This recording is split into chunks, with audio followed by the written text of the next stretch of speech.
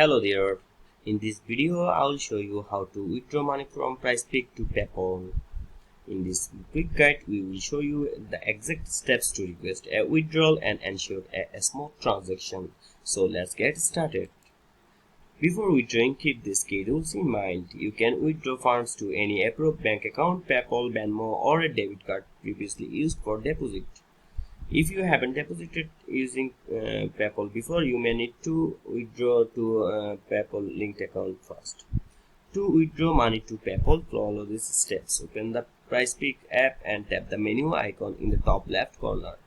If using a browser, the menu is in the top right. Select Request Withdrawal and choose your PayPal account and as a withdrawal method. Enter the withdrawal amount and confirm the request.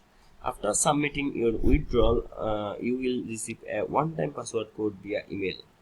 Prizepicks will also send a follow-up email to confirm whether your withdrawal was successful. If your withdrawal to PayPal is unsuccessful, ensure you previously deposited with PayPal.